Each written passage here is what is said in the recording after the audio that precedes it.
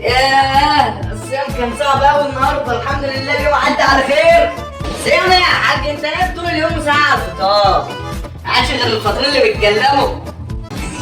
يعني مفيش يا راجل حد من عيالك يجي يساعدني في ام البيت ده؟ ايه القرف ده؟ ما حد يساعد امكم يا ابني، ده واقفه شغاله من الصبح. هو مفيش غير في ام البيت دوت؟ قوم يا عم ساعد امي. يعني انا اللي فطر؟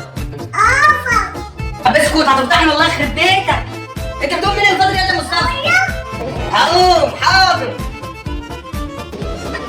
ما تجيب العصير يا زين. اوكي على اذان المغرب 5 دقائق 5 دقائق 5 دقائق. انت بتزعلي يا وليه؟ انا مش قاعد في البيت.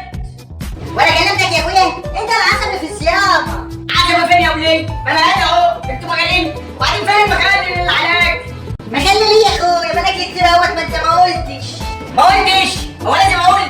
بعد كده ما تعمليش فطار وبقولي ما قلتش. والله هسيب لك البيت وامشي.